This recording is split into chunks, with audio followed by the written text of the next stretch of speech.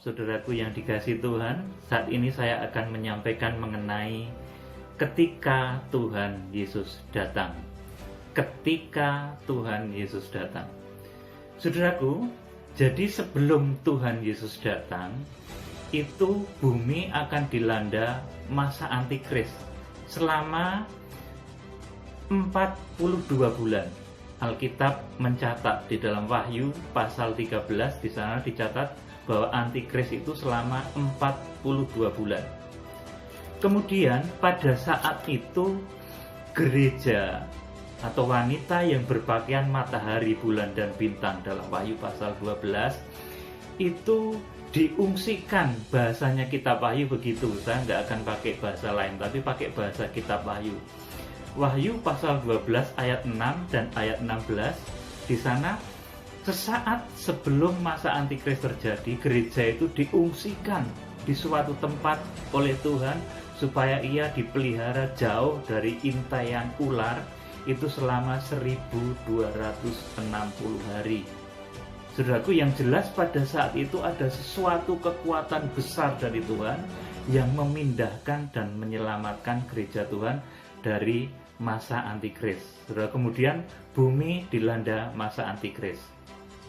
Kemudian sesudah 3,5 tahun itu terjadi, maka Tuhan Yesus datang, saudaraku. Dan ketika Tuhan Yesus datang, itu apa yang terjadi? Kita akan membaca 1 Tesalonika 4 ayat 15 sampai 17. Kali ini saya akan membaca banyak ayat, jadi santai saja, saudaraku. 1 Tesalonika 4 ayat 15 sampai 17. Ini kami katakan kepadamu dengan firman Tuhan, kita yang hidup, yang masih tinggal sampai kedatangan Tuhan, sekali-kali tidak akan mendahului mereka yang telah meninggal. Sebab pada waktu tanda diberi, yaitu pada waktu penghulu malaikat berseru dan sangkakala Allah berbunyi, maka Tuhan sendiri akan turun dari surga, dan mereka yang mati dalam Kristus akan lebih dahulu bangkit. Sesudah itu kita yang hidup, yang masih tinggal, akan diangkat bersama-sama dengan mereka dalam awan menyongsong Tuhan di angkasa. Demikianlah kita akan selama-lamanya bersama-sama dengan Tuhan. Kemudian langsung saya lanjutkan, ini ada ayat lainnya, 1 Korintus 15 ayat 51 dan 52. Sesungguhnya aku menyatakan kepadamu suatu rahasia, kita tidak akan mati semuanya, tetapi kita semuanya akan diubah dalam sekejap mata, pada waktu bunyi nafiri yang terakhir. Sebab nafiri akan berbunyi, dan orang-orang mati akan dibangkitkan dalam keadaan yang tidak dapat binasa, dan kita semua akan diubah. Amin, saudaraku. Dari kesaksian dua ayat ini di 1 Tesalonika 4 ayat 15 sampai 17, kemudian 1 Korintus 15 ayat 51 sampai 52, ini sudah jelas ketika Tuhan datang. Yang pertama, saudaraku, itu yang mati di dalam Tuhan, di dalam kebenaran, ini akan dibangkitkan. Saudaraku, di dalam Roh Kudus yang mati di dalam kebenaran, di dalam Kristus, itu artinya di dalam kebenaran. Saudaraku, jadi yang mati di dalam Tuhan, yang mati di dalam kebenaran sejak Adam hingga akhir zaman, itu nanti akan dibangkitkan. Jadi semua orang benar pada saat Tuhan Yesus datang itu akan dibangkitkan. Saudaraku, jadi semua orang benar dari Adam sampai akhir zaman itu orang-orang yang benar, yang mati di dalam kebenaran akan dibangkitkan. Kemudian kita yang masih hidup, yang tadi di dalam Wahyu pasal 12 ayat yang ke-6 dan ke-14, kita sedang berada di satu tempat yang dipersiapkan oleh Tuhan. Kalau bahasanya kitab Wahyu, saya tidak mengambil istilah sendiri. Bahasanya kitab Wahyu sedang berada di pengungsian selama 1260 hari. itu mereka akan diubahkan dalam tubuh kebangkitan, dalam tubuh kemuliaan. Saudaraku, jadi yang masih hidup ini akan diubahkan dalam tubuh kemuliaan. Jadi ketika Tuhan Yesus datang, yang mati dalam kebenaran sejak Adam hingga akhir zaman itu dibangkitkan. Kemudian kita yang masih hidup, yang berada di satu tempat, gereja yang berada di dalam pengungsian, namanya Wahyu pasal 12. Saya pakai istilah Wahyu pasal 12. Gereja diungsikan selama 1260 hari lamanya. Gereja yang berada di pengungsian itu diubahkan di dalam tubuh kemuliaan, saudaraku. Jadi kemudian menyongsong Tuhan di angkasa. Demikianlah kita akan selama-lamanya bersama-sama dengan Tuhan, saudaraku. Jadi demikian, yang pertama, poin pertama yang harus diketahui bahwa ketika Tuhan datang itu yang mati di dalam kebenaran, jadi semua orang benar yang meninggal itu akan dibangkitkan. Kemudian kita yang masih hidup, yang berada, gereja yang berada di pengungsian selama 1260 hari lamanya, itu akan diubahkan ke dalam tubuh kemuliaan. Kemudian, saudaraku, ini poin yang pertama. Ini kemudian poin yang kedua. Saudaraku, Wahyu pasal 19 ayat 11 sampai 16. Saya akan bacakan. Perikopnya adalah firman Allah. Wahyu 19 ayat 11 dan 16. Lalu aku melihat surga terbuka. Sesungguhnya ada seekor kuda putih, dan ia yang menungganginya bernama Yang Setia dan Yang Benar.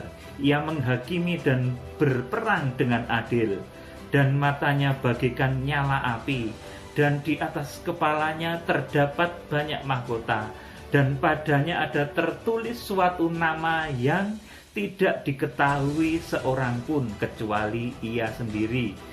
Dan ia memakai jubah yang telah dicelup dalam darah, dan namanya ialah Firman Allah.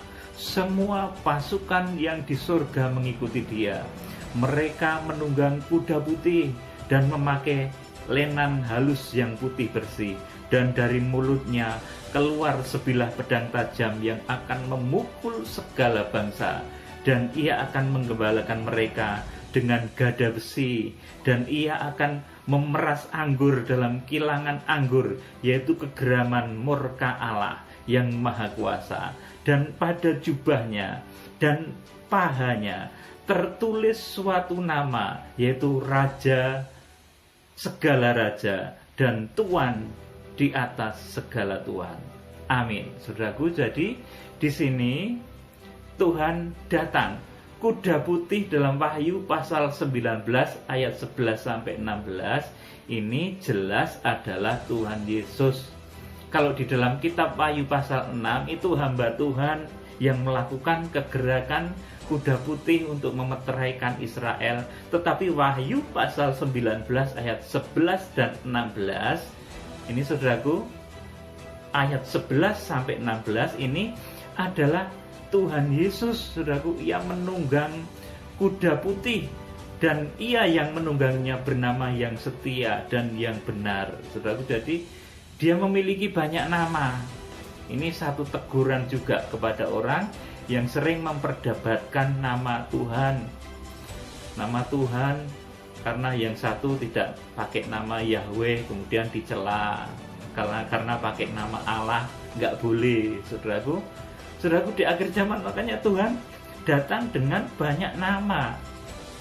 Saudaraku, kenapa kok bisa misalkan ada Yahweh, kemudian ada Adonai, kemudian ada Elohim, El Shaddai. Saudaraku, itu pergeseran bahasa saja yang tidak perlu kita permasalahkan, saudaraku. YHWH itu sulit dilafalkan. Kalau orang Israel kemudian menyebutnya sebagai Adonai. Kemudian dari pergeseran bahasa di sekitar Israel, bahkan di Arab, kemudian Elohim itu menjadi Allah atau Allah kalau dalam bahasa Indonesianya, saudaraku. Jadi makanya ada sebutan El Roi ketika Ismail dan Hajar itu dia sedang berada di suatu tempat yang disingkirkan, saudaraku. Itu ada tempat yang namanya El Roi, saudaraku. Jadi itu pergeseran bahasa saja, kita tidak usah memperdebatkan nama Tuhan. Di sini Wahyu pasal 19, makanya Tuhan itu memakai banyak nama, yang setia, yang benar, kemudian raja di atas segala raja, Tuhan di atas segala Tuhan, saudaraku. Ini nanti akan mencelekkan orang yang sering memperdebatkan nama Tuhan.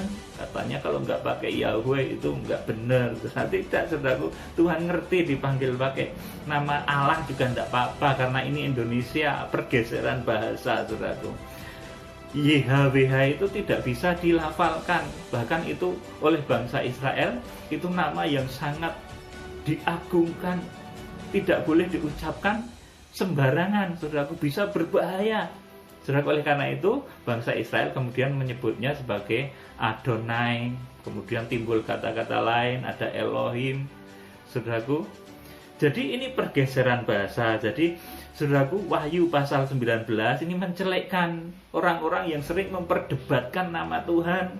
Itu nanti mereka tidak masuk di dalam pengangkatan, karena nama Tuhan, masalah nama Tuhan itu masalah pelataran bait suci, masalah pintu gerbang bait suci Allah, saudaraku. Orang yang berkutat memperdebatkan nama Tuhan, saudaraku, nanti tidak akan ikut di dalam masa pengangkatan.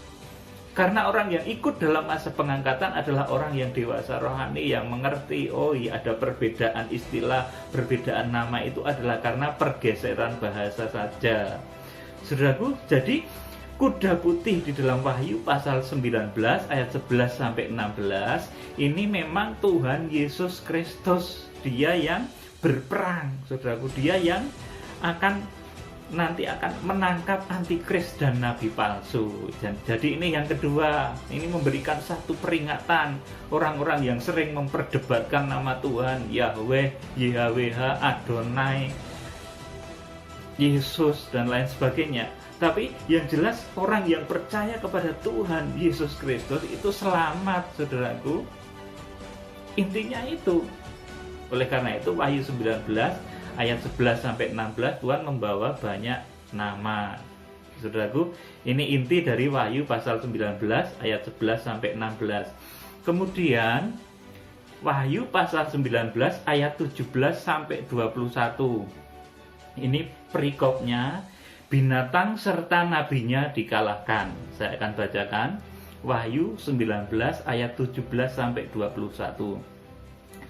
Lalu aku melihat seorang malaikat berdiri di dalam matahari, dan ia berseru dengan suara nyaring kepada semua burung yang terbang di tengah langit, katanya, marilah ke sini dan berkumpullah untuk turut dalam perjamuan Allah, perjamuan yang besar, supaya kamu makan daging semua raja, dan daging semua panglima, dan daging semua pahlawan, dan daging semua kuda, dan daging semua penunggangnya, dan daging semua orang, baik yang merdeka maupun hamba, baik yang kecil maupun besar.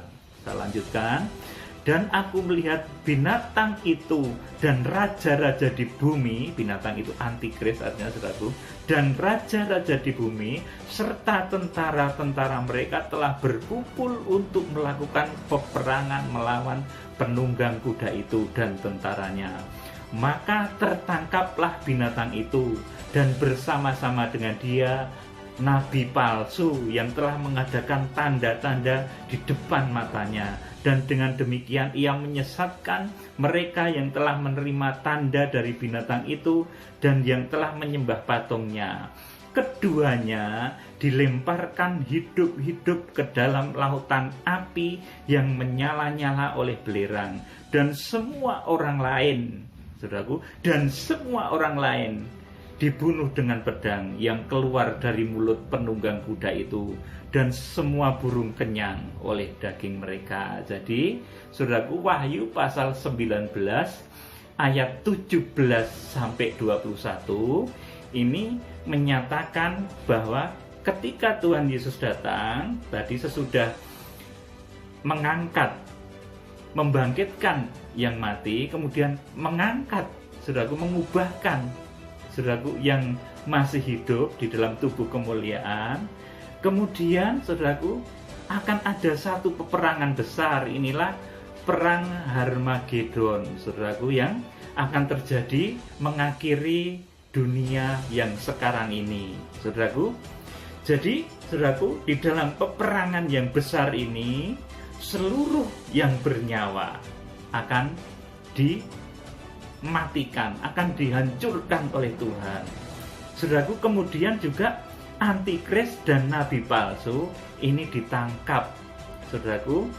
Dan di sini, saudaraku, keduanya dilemparkan hidup-hidup ke dalam lautan api yang menyala-nyala oleh belerang.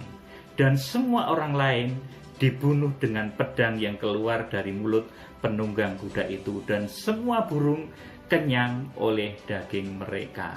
Saudaraku, yang kedua, ini bahwa neraka pertama kali ini akan dihuni oleh antikris dan nabi palsu. Jadi sebelum itu, saat ini belum ada yang menghuni neraka, saudaraku. Neraka belum buka sekarang ini. Orang yang hidup, yang mati, saudaraku, orang yang mati di dalam kebenaran ada di satu tempat yang namanya Firdaus, seperti Abraham dan Lazarus, saudaraku. Kemudian orang yang berada di dalam kematian yang tidak dalam kebenaran, mereka berada di dalam satu tempat yang namanya Hades, saudaraku.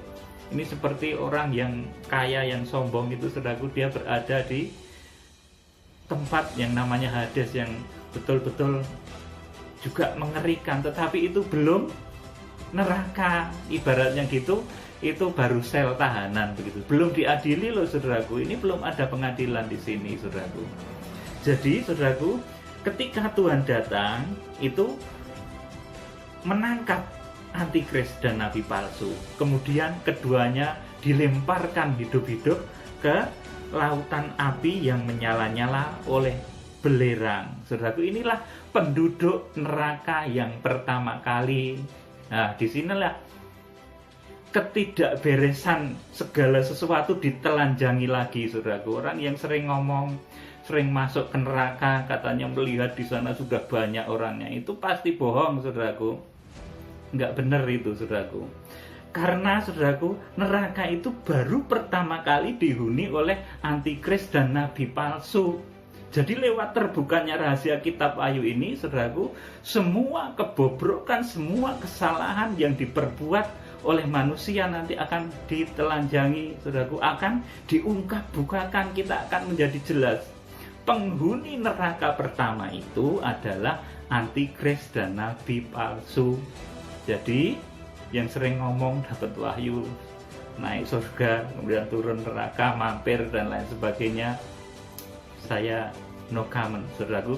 Tetapi itu jelas tidak alkitabiah, karena yang masuk ke neraka pertama ini adalah antikris dan nabi palsu. Jadi lewat pembukaan rahasia kitab Wahyu, semua menjadi jelas, terungkap, sangat gamblang.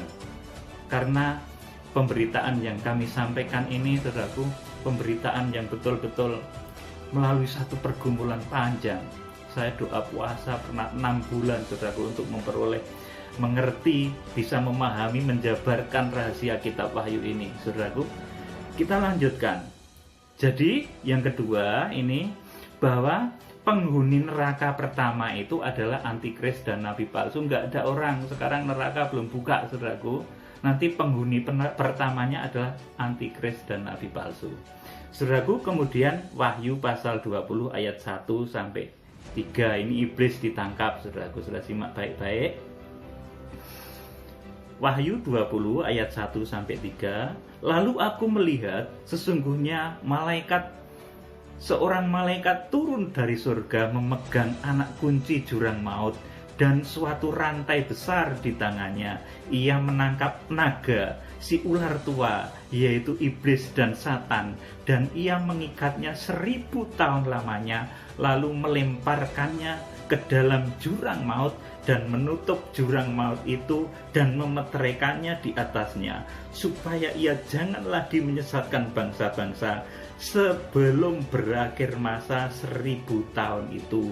Kemudian daripada itu ia akan dilepaskan untuk sedikit waktu lamanya. Amin, saudaraku. Jadi setelah Tuhan Yesus datang, kemudian yang mati dibangkitkan, yang masih hidup diubahkan dalam tubuh kemuliaan, kemudian menangkap antikris dan nabi palsu, kemudian Tuhan mengutus malaikatnya untuk menangkap si iblis, si Satan yang berbentuk ular tua, naga tua itu ditangkap, kemudian dilemparkan ke jurang maut yang lamanya 1000 tahun, saudaraku. Jadi ini masih beda. Iblis belum dilemparkan ke neraka, tapi masih di dalam jurang maut, saudaraku. Ini tempatnya beda, bukan neraka ini, saudaraku. Jurang maut, tempatnya iblis selama 1000 tahun, saudaraku. Karena setelah iblis dipenjara selama 1000 tahun itu, saudaraku, setelah berakhirnya 1000 tahun nanti, iblis nanti akan dilepas sebentar, saudaraku. Kemudian, saudaraku, setelah iblis dimasukkan ke dalam jurang maut selama 1000 tahun itu, kemudian Tuhan bersama-sama orang benarnya, orang kudusnya yang tadi dibangkitkan, dan orang kudusnya yang tadi hidup dan diangkat hidup-hidup, diubahkan dalam tubuh kemuliaan, mereka akan memerintah di kerajaan 1000 tahun damai. Kita akan baca Wahyu pasal 20 ayat 4-6. Lalu aku melihat tahta-tahta dan orang-orang yang duduk di atasnya. Kepada mereka diserahkan kuasa untuk menghakimi. Aku juga melihat jiwa-jiwa mereka yang telah dipenggal kepalanya karena kesaksian tentang Yesus dan karena firman Allah, yang tidak menyembah binatang itu dan patungnya, dan yang tidak juga menerima tandanya pada dahi dan tangan mereka. Dan mereka hidup kembali dan memerintah sebagai raja bersama-sama dengan Kristus untuk masa 1000 tahun. Tetapi orang-orang mati yang lain tidak bangkit. Perhatikan baik-baik. Tetapi orang-orang mati yang lain itu, ini artinya orang-orang mati yang mati di dalam kesesatan, di dalam ketidakbenaran. Tetapi orang-orang mati yang lain tidak bangkit sebelum berakhir masa yang 1000 tahun itu. Inilah kebangkitan pertama. Berbahagia dan kuduslah ia yang mendapat bagian dalam kebangkitan pertama itu. Kematian yang kedua tidak berkuasa lagi atas mereka, tetapi mereka akan menjadi imam-imam Allah dan Kristus, dan mereka akan memerintah sebagai raja bersama-sama dengan Dia 1000 tahun lamanya. Amin, saudaraku. Jadi setelah iblis dilemparkan ke dalam jurang maut, dikunci, disegel jurang maut itu, iblis nggak boleh keluar. Kemudian Tuhan di dalam tubuh kebangkitan bersama-sama dengan orang-orang kudusnya dalam tubuh kebangkitan, dalam tubuh kemuliaan, ini menguasai bumi dalam kerajaan 1000 tahun damai. Jadi saudaraku, ini urut, saudaraku. Kerajaan 1000 tahun damai itu kerajaan tubuh kebangkitan. Sudah di dalam tubuh kebangkitan, Tuhan Yesus sudah bangkit. Orang-orang mati di dalam kebenaran sudah bangkit. Orang-orang mati sejak Adam sampai akhir zaman, saudaraku, yang hidup dalam kebenaran sudah bangkit. Orang-orang benar yang hidup sampai kedatangan Tuhan juga sudah diubahkan dalam tubuh kemuliaan. Jadi kerajaan 1000 tahun damai ini disebut, saudaraku, adalah tubuh kebangkitan, untuk tubuh kebangkitan. Maka di sini dikatakan, berbahagialah dan kuduslah ia yang mendapat bagian dalam kebangkitan pertama itu. Kematian yang kedua tidak berkuasa lagi atas mereka. Jadi orang yang hidup dalam kerajaan 1000 tahun damai itu sudah tidak mati lagi. Ingat baik-baik ini saudaraku. Orang yang hidup dalam kerajaan 1000 tahun damai itu tidak mati lagi, karena sudah ada di dalam tubuh kebangkitan. Tuhan Yesus juga sudah di dalam tubuh kebangkitan. Yang mati di dalam Tuhan, di dalam kebenaran juga sudah dalam tubuh kebangkitan. Kemudian mempelai wanita anak domba Allah yang masih hidup tadi, saudaraku, juga sudah diubah dalam tubuh kemuliaan. Jadi kerajaan 1000 tahun damai ini adalah kerajaan tubuh kebangkitan. Oleh karena itu di sini dikatakan berbahagia dan kuduslah ia yang mendapat bagian dalam kebangkitan pertama itu. Kematian yang kedua tidak berkuasa lagi atas mereka. Jadi kalau ada orang yang bercerita di dalam kerajaan 1000 tahun damai, nanti kemudian ada orang yang mati 100 tahun, 200 tahun, saudara, itu salah besar, saudaraku. Karena di dalam kerajaan 1000 tahun damai itu Tuhan Yesus sudah dalam tubuh kebangkitan. Kita juga sudah dalam tubuh kemuliaan, sudah tidak mati lagi, saudaraku. Kemudian setelah masa 1000 tahun damai ini berakhir di bumi, jadi di kerajaan 1000 tahun damai ini langit dan bumi masih ada ya saudaraku. Matahari, rembulan, bintang, bumi, lautan, daratan ini masih ada. Tetapi kita sudah dalam tubuh kebangkitan. Seperti apa tubuh kebangkitan itu? Seperti Tuhan Yesus ketika bangkit, saudaraku. Seperti itu gambarannya, sudah seperti itu tubuhnya, sudah tidak bisa mati lagi, saudaraku. Kemudian sudah berakhir kerajaan 1000 tahun damai ini, iblis seperti tadi dituliskan di dalam Wahyu pasal 1, Wahyu pasal 20 ayat 1 sampai 3, itu akan dilepas sedikit lamanya. Kemudian juga nanti akan terjadi sesuatu yang besar. Kita baca saja Wahyu 20 ayat 7 sampai 10. Saudaraku, Wahyu pasal 20 ayat 7 sampai 10. Dan setelah masa 1000 tahun itu berakhir, iblis akan dilepaskan dari penjaranya. Sudah perhatikan baik-baik. Dan ia akan pergi menyesatkan bangsa-bangsa pada keempat penjuru bumi, yaitu Gog dan Magog, dan mengumpulkan mereka untuk berperang, dan jumlah mereka sama dengan banyaknya pasir di laut. Maka naiklah mereka ke seluruh dataran bumi, lalu mengepung perkemahan tentara orang-orang kudus dan kota yang dikasih itu. Tetapi dari langit turunlah api menghanguskan mereka, dan iblis yang menyesatkan mereka dilemparkan ke dalam lautan api dan belerang, yaitu tempat binatang dan nabi palsu itu. Dan mereka disiksa siang malam sampai selama-lamanya. Amin, saudaraku. Jadi di sini setelah, saudaraku, kerajaan 1000 tahun damai berakhir, itu orang-orang yang tidak mengalami kebangkitan tadi, saudaraku, orang-orang sesat, saudaraku.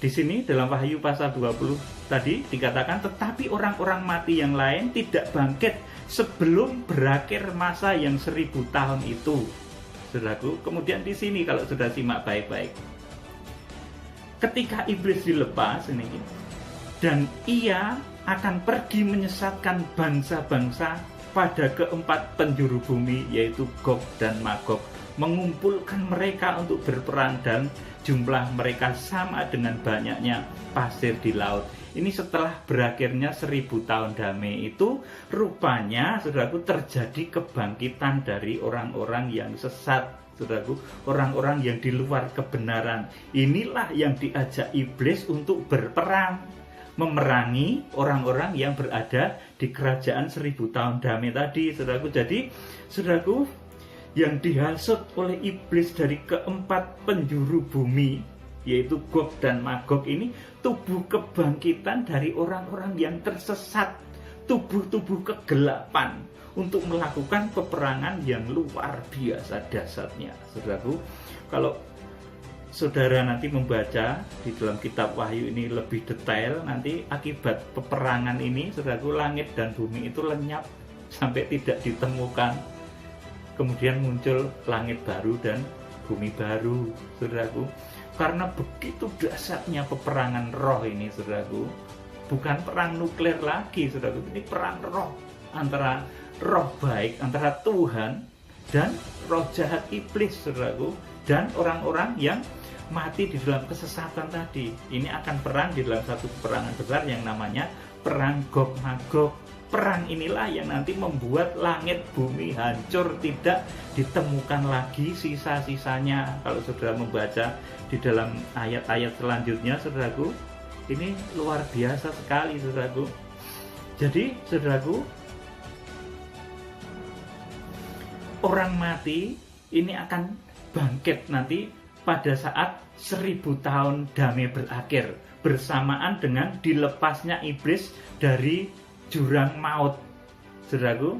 Bersamaan dengan dilepasnya iblis dari jurang maut, nanti orang-orang mati di luar Tuhan, orang-orang mati dalam kesesatan, mereka akan bangkit, mereka akan bersatu dengan iblis untuk peperangan yang maha dahsyat, yang nanti membuat langit bumi ini hancur luluh, tidak ada sisanya lagi, saudaraku. Tidak ada akan hancur, lebur, lenyap, betul-betul hilang. Nanti akan ada Yerusalem baru dan yang satunya neraka kekal, saudaraku. Kita akan membaca selanjutnya Wahyu pasal 20 ayat 11 sampai 15. Ini judulnya penghakiman tahta putih, saudaraku. Penghakiman terakhir. Wahyu pasal 20 ayat 11 sampai 15. Lalu aku melihat suatu tahta putih yang besar dan Dia yang duduk di atasnya. Dari hadapannya lenyaplah bumi dan langit dan tidak ditemukan lagi tempatnya. Amin, saudaraku. Jadi akibat perang Gog Magog tadi, saudaraku, peperangan roh tadi, saudaraku, langit dan bumi ini di hadapannya lenyap bumi dan langit, tidak ditemukan lagi tempatnya. Karena ini peperangan roh yang dahsyat, lebih dahsyat dari peperangan nuklir, saudaraku. Kemudian saya bacakan. Dan aku melihat orang-orang mati, perhatikan ini. Dan aku melihat orang-orang mati, ini bahasa untuk orang-orang yang sesat, besar dan kecil, berdiri di depan tahta itu. Lalu dibuka semua kitab. Dan dibuka juga sebuah kitab lain, yaitu kitab kehidupan. Dan orang-orang mati dihakimi menurut perbuatan mereka. Orang-orang mati dihakimi menurut perbuatan mereka, berdasarkan apa yang ada tertulis di dalam kitab-kitab itu. Maka laut menyerahkan orang-orang mati yang ada di dalamnya. Dan maut dan kerajaan maut menyerahkan orang-orang mati yang ada di dalamnya. Dan mereka dihakimi masing-masing menurut perbuatannya. Lalu maut dan kerajaan maut itu dilemparkanlah ke dalam lautan api. Itulah kematian yang kedua, lautan api. Dan setiap orang yang tidak ditemukan namanya tertulis di dalam kitab kehidupan itu, ia dilemparkan ke dalam lautan api itu, saudaraku. Amin. Disinilah pengadilan, saudaraku. Jadi, saudaraku, seperti halnya di dunia ini, saya sebelum dihukum itu, saudaraku, sebelum dihukum di sel penjara, orang itu akan ditahan dulu. Demikian pula, saudaraku, sebelum nanti penghakiman terakhir, seseorang itu dilemparkan ke dalam lautan api dan belerang, orang itu juga ditahan dulu di satu tempat yang namanya Hades, saudaraku. Kemudian setelah Wahyu pasal 20 ini, setelah kebangkitan orang-orang sesat, ini barulah dibuka pengadilan tahta putih. Itu untuk menentukan hukuman, saudaraku, bukan untuk menentukan kebebasan. Jadi Wahyu pasal 20 ayat 11 sampai 15 ini, saudaraku, ini pengadilan untuk menentukan hukuman. Karena barang siapa diadili itu dia akan dihukum, saudaraku. Tetapi, saudaraku, orang-orang lain yang di dalam kebenaran yang meninggal tadi sudah dibangkitkan dan bersama-sama dengan Tuhan menguasai kerajaan 1000 tahun damai tadi, saudaraku. Sudah tidak ikut di sini lagi, saudaraku. Ini penghakiman untuk orang-orang yang tidak benar, saudaraku. Semuanya mereka akan dilemparkan ke dalam lautan api. Itulah kematian yang kedua, lautan api. saudaraku. Jadi ini saudaraku penghakiman terakhir, penghakiman tahta putih ini adalah untuk menghakimi orang-orang yang bangkit, yang di dalam kesesatan, yang tadi diajak oleh iblis untuk saudaraku berperang memerangi Tuhan Yesus dan orang-orang kudusnya yang ada di kerajaan 1000 tahun damai. Saudaraku, selanjutnya saudaraku, setelah semua orang yang sesat dilemparkan ke dalam neraka, jadi setelah saudaraku penghuni neraka tadi, pertama antikris, nabi palsu, kemudian iblis. Kalau sudah membaca tadi di dalam Wahyu pasal 20 tadi saudaraku, ketika iblis ditangkap kemudian dilemparkan juga ke dalam neraka ini. Kemudian sesudah itu ketika penghakiman terakhir terjadi saudaraku, ini orang-orang sesat juga dilemparkan ke dalam neraka semuanya. Jadi saudaraku, neraka itu penghuni pertamanya antikris, nabi palsu, kemudian iblis, kemudian orang banyak yang tersesat. Saudaraku, ini dilemparkan ke dalam neraka kekal saudaraku, yang terjadi setelah langit dan bumi ini lenyap saudaraku. Jadi setelah langit dan bumi lenyap itu nanti akan timbul dua hal baru, satu Yerusalem baru, yang satu neraka kekal. Kita akan baca Wahyu pasal 21 ayat 1 dan 2. Simak baik-baik. Lalu aku melihat langit yang baru dan bumi yang baru, sebab langit yang pertama dan bumi yang pertama telah berlalu, dan laut pun tidak ada lagi. Dan aku melihat kota yang kudus, Yerusalem yang baru, turun dari surga, dari Allah, yang berhias bagaikan pengantin perempuan yang berdandan untuk suaminya. Amin, saudaraku. Jadi kerajaan, saudaraku, langit baru dan bumi yang baru, maaf saya salah sebut, langit baru dan bumi yang baru ini adanya setelah kerajaan 1000 tahun damai itu usai. Jadi tidak dari bumi sekarang ini kemudian kita langsung loncat ke langit baru bumi baru, itu tidak saudaraku. Ini juga salah. Oleh karena itu, oleh pembukaan rahasia kitab Wahyu ini kita menjadi tahu betul saudaraku alurnya, bagaimana ketika Tuhan datang saudaraku, bagaimana saudaraku penyesatan di akhir zaman ini terjadi, kekeliruan di akhir zaman itu terjadi saudaraku. Jadi langit baru dan bumi baru ini ada setelah kerajaan 1000 tahun damai. Itu disediakan bagi orang yang tadi saudaraku, orang yang benar yang dibangkitkan, kemudian orang yang hidup yang diubahkan dalam bentuk kemuliaan oleh Tuhan Yesus ketika Tuhan Yesus datang. Mereka adalah orang-orang yang menguasai kerajaan 1000 tahun damai. Mereka akan masuk di dalam langit baru dan bumi baru. Kemudian orang-orang lain akan dimasukkan ke dalam neraka kekal. Saudaraku, jadi sudah menjadi sangat jelas sekali. Pertama tadi, saudaraku, intinya adalah ketika Tuhan Yesus datang, itu yang mati di dalam kebenaran dari awal zaman hingga akhir zaman diubahkan. Yang masih hidup di padang pengungsian di satu tempat yang disediakan Allah, itu juga diubahkan dalam tubuh kemuliaan, kemudian menyongsong Tuhan di angkasa. Kemudian saudaraku, terjadi satu peperangan besar untuk menangkap antikris dan nabi palsu. Kemudian antikris dan nabi palsu, saudaraku, langsung dilempar ke neraka. Kemudian saudaraku, iblis ditangkap dan dilemparkan ke dalam jurang maut selama 1000 tahun. Kemudian Tuhan Yesus bersama-sama dengan kita, orang-orang kudus yang tadi sudah dibangkitkan, menguasai kerajaan 1000 tahun damai. Setelah kerajaan 1000 tahun damai berakhir, saudaraku, ini roh arwah dari orang-orang sesat akan bangkit bersama dengan dilepasnya iblis dari jurang maut, akan melakukan satu peperangan besar yang namanya perang Gog dan Magog.